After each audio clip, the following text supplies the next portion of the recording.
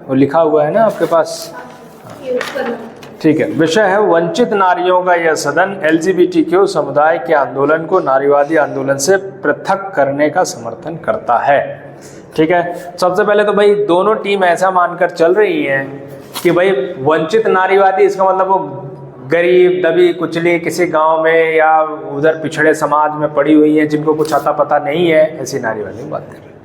वंचित नारीवादियों से मतलब यह है कि वो नारीवादी आइडियोलॉजी से भली भांति परिचित हैं और वह सभी लाभों से भी लाभान्वित हो रही हैं, लेकिन वो अपने आप को वंचित नारीवादी इसलिए कह रही हैं क्योंकि किसी समय में वह उन लाभों को नहीं प्राप्त कर पा रही थी और वर्तमान समय में प्राप्त कर पा रही हैं। इसके लिए सबसे बेस्ट एग्जांपल ये दे सकते हैं, जैसे जो रिजर्वेशन SC ST OBC को दिया गया वो है तो पिछड़े और वंचित समाज से, किंतु उसमें कुछ लोगों ने जो लाभ प्राप्त कर लिया, उनकी स्थिति बेहतर हो गई, लेकिन उसके बावजूद भी वह अपने आप को वंचित समुदाय का ही मानते हैं। समझ में आया ये बात? ठीक है, ये करना था, लेकिन आप लोगों ने ये मानकर ही चला कि वो तो भाई वंचित ही, उनके पास कुछ है ही नहीं।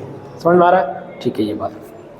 खैर, तो जो विषय रखा गया कि भाई हम LGBTQ को अलग कर रहे हैं, क्यों करना चाहते हैं? क्योंकि जब पक्ष आता है तो ये कहता है कि चूंकि नारीवादियों का जो गोल है, उद्देश्य है, वो अलग है और जो LGBTQ का है वो गोल अलग है, दोनों की स्थिति अलग है, दोनों की मांगे अलग हैं और दोनों जो है अपने आप में एक अलग पहचान रखते हैं। ठीक है, विपक्ष आता है, उनमें ये कहा कि भाई नारीवादी आंदोलन है तो हम लिंग भेद को समाप्त करना चाहते हैं। बहुत बढ़िया आर्गुमेंट था।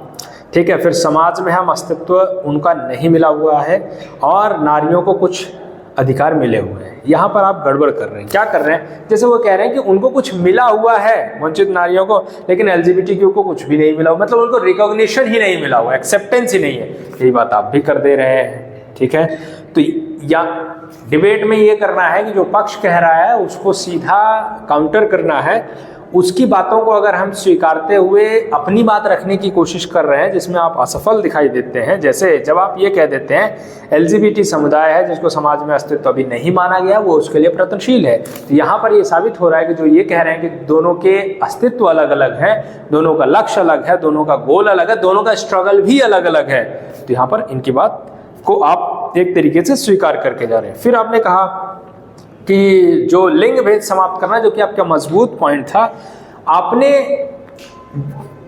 इस तरीके से रखना था कि LGBTQ अपने आप में ही एक लिंग है, और जो कि मजबूत पॉइंट आपकी तरफ से हो सकता था वो ये कि भाई अगर हम वंचित हैं तो वो भी वंचित हैं और एक ही समुदाय से प्रताड़ित हैं। इस तरीके से आपने बात नहीं रखी है। ठीक है, जैसे जब ये क्वेश्चन पूछ रहे थे, आपसे क्वेश्चन पूछा गया, ये बताइए कि किससे मांग कर रहे हैं? बोला ना पुरुष प्रधान समाज से मांग कर रहे हैं, ये बोला ना।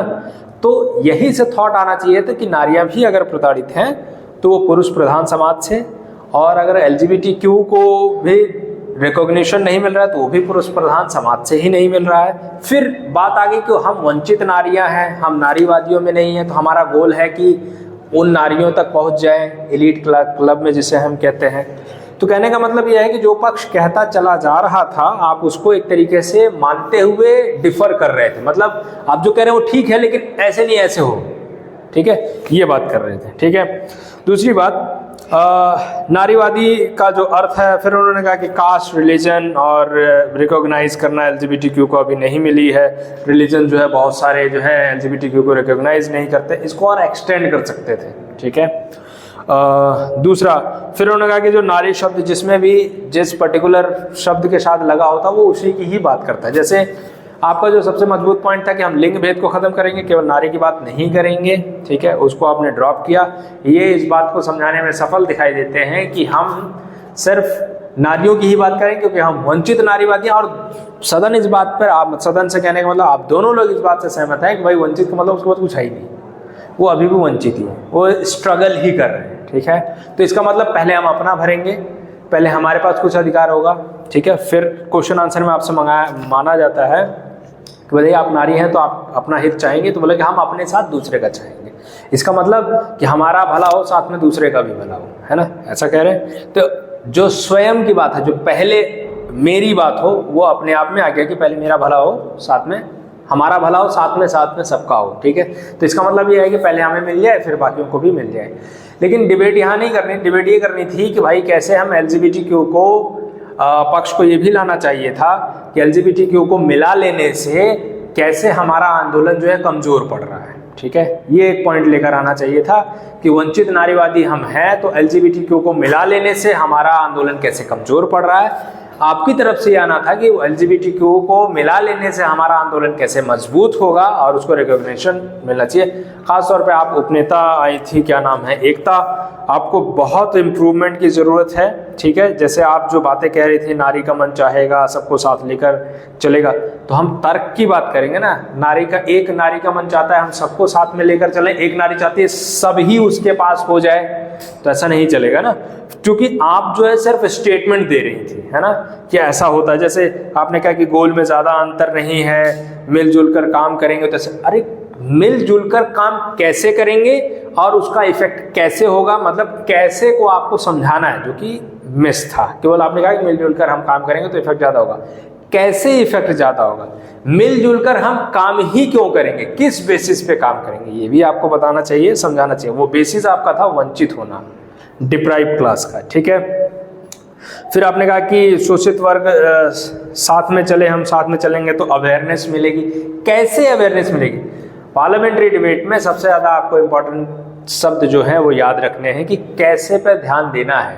अगर हम अपनी बात कह रहे हैं तो कैसे होगी वो, है ना। जैसे आप बोले अवेयरनेस होगी, तो कैसे अवेयरनेस होगी? अगर LGBTQ हमारे साथ रहेगा तो कैसे अवेयरनेस आएगी लोगों में कि LGBTQ होता है, ठीक है।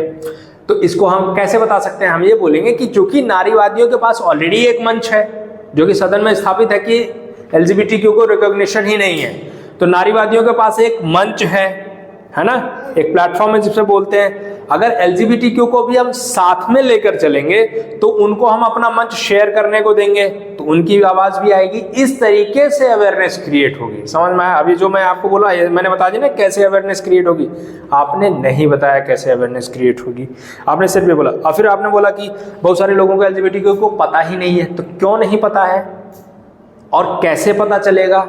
ये सारे सवाल उत्तर इसको देना होता, तभी हम कहते हैं कि हम एक स्ट्रक्चर्ड वे में, मतलब एक विस्तृत रूप से अपनी बात को रख रहे हैं और समझा रहे हैं, सामने वाले को काउंटर कर रहे हैं, ठीक है। और फिर अलग अलग चलेंगे तो शोषण होगा, तो कैसे शोषण होगा?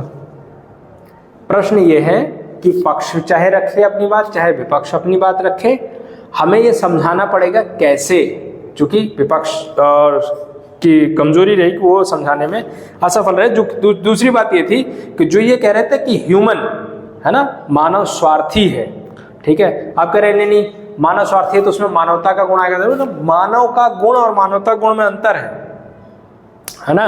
तो जो कि वो बाद में आपसे एक्सेप्ट भी करवा लेते हैं, वो बोलते हैं कि बताइए कि नारी मानव है, ये पहले नारी है, कहते मानव है, तो अगर वो मानव है तो मानव का गुण आएगा ना, स्वार्थीपन, ठीक है। तो हमें इसको काउंटर करने की कोशिश करनी चाहिए थी, जो कि नहीं हुआ। तो इस तरीके से जो हमारा निर्णय है इस सदन में पक्ष द्वारा प्रस्तावित ये विषय कि हमें LGBTQ को वंचित नारीवादियों के सदन में LGBTQ को अलग पृथक कर देना चाहिए अपने आंदोलन से, यह सदन में पारित है। इसका मतलब पक्ष विजयी है, आप विजयी नहीं है, ठीक है। अब आपके सवाल है, अगर कुछ सवाल पूछना चाहते हैं तो।